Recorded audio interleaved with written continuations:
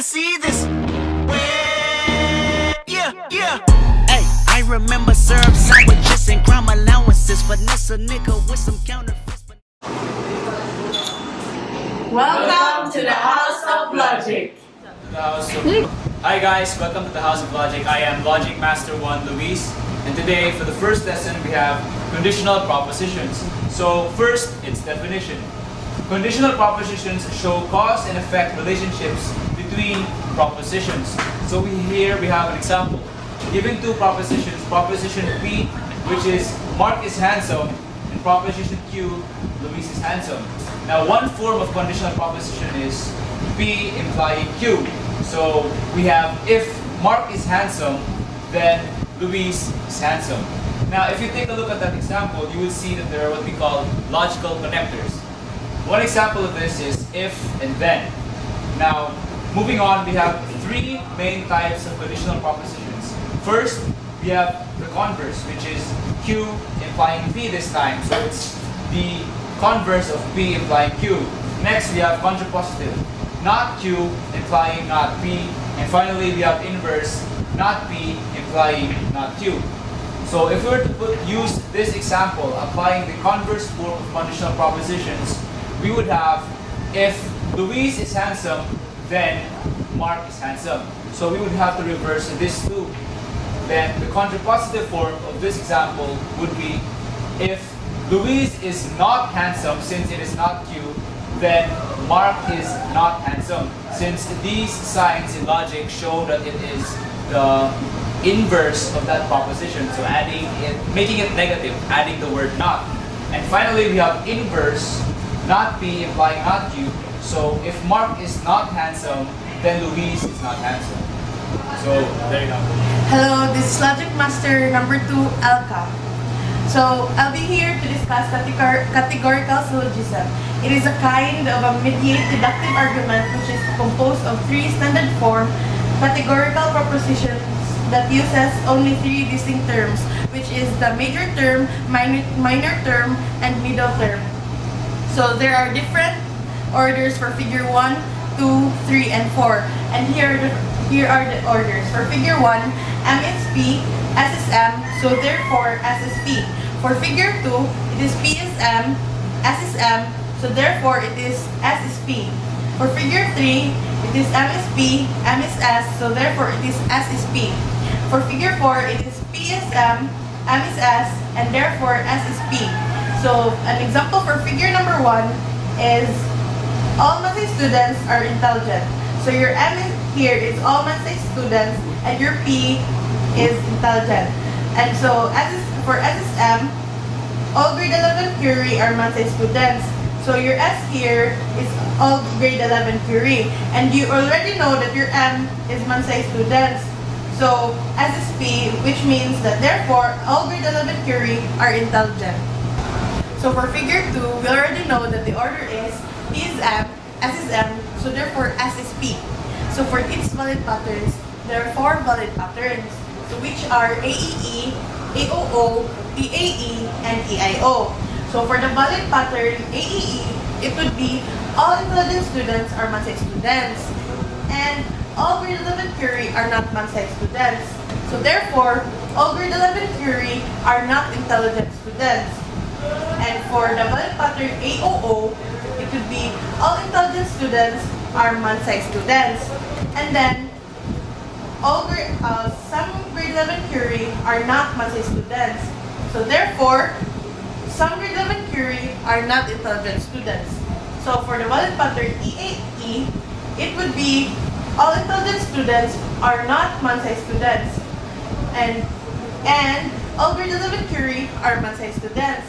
So therefore, all grade 11 Curie are not intelligent students.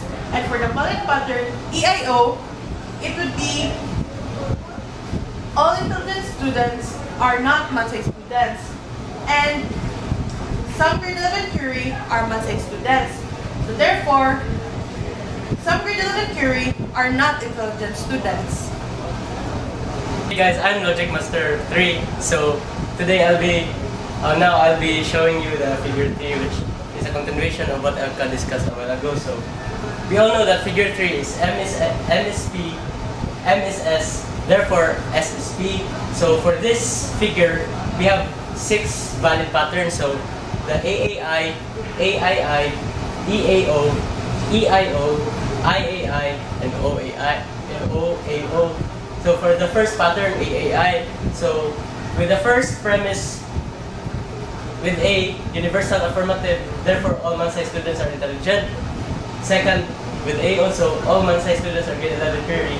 Then for the third premise, I, so therefore some grade 11 query are intelligent. So for the second valid pattern, which is AII, the first premise remains A, therefore all man-sized students are intelligent. The second changes into particular affirmative, which then changes into some man-sized students are grade 11 query. Then the third premise remains a particular affirmative, which is why it retains therefore some grade 11 query are intelligent. So for the third valid pattern, which is EAO, the first premise is turned into a universal negative, which means that no man-sized students are intelligent. And the second premise is turned into universal affirmative, just like in this one where all man-sized students are grade 11 query. And the third premise is turned into O, or a particular negative wherein some grade 11 query are not intelligent. So for the fourth pattern, which is EIO, universal negative of A is no man-sized students are intelligent. For the second premise, some man-sized students are grade 11 query, and therefore some grade 11 query are not intelligent. For the third, which is O, then for the fifth, which is IAI, the first will be turned to particular affirmative, which is some man-sized students are intelligent. All man-sized students are grade 11 query, and therefore some grade 11 query are intelligent. So for the last pattern, which is OAO, the first premise is turned into a particular negative, therefore some man-sized students are not intelligent. The second premise is turned into retains universal affirmative pattern, which is all man-sized students are grade 11 query, and the last is also turned into a particular negative, wherein therefore some grade 11 query are not intelligent. Now I'll be teaching you about figure 4. So we all know that figure 4 is P is M, M is S, therefore S is P. So let's start with the first valid pattern, so AAI. So we all know that it's already given here that all intelligent students are man-sized students for A. Then for the second premise, it's also A, so all man-sized students are grade 11 query. Therefore, so our conclusion is, our third premise is I, therefore some grade 11 query are intelligent students.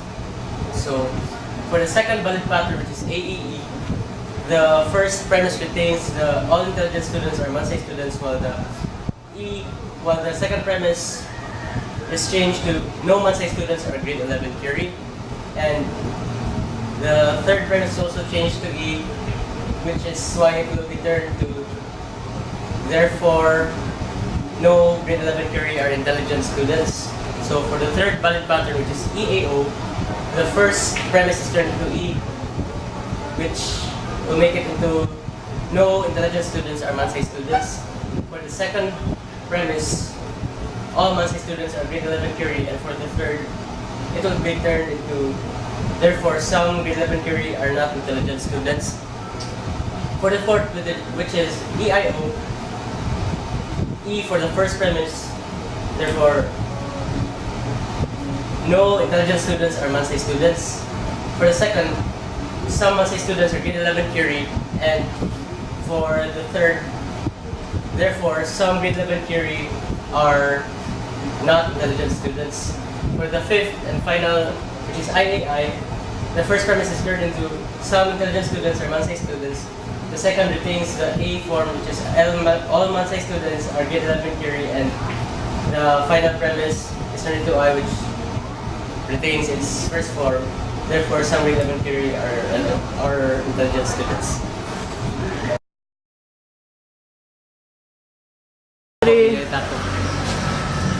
So hey guys, I'm Logic Master 4 Mark. So I'm gonna be showing you an example of a real life situation on conditional proposition. So if Johnny can hit and shoot that ball, then Johnny is a good player.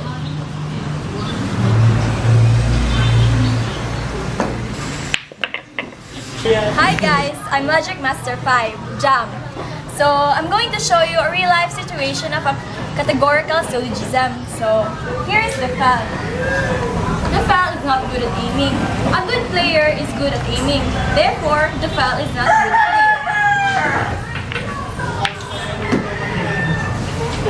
This is the end of today's episode in House of Logic. Don't forget what we discussed about conditional propositions and categorical syllogisms.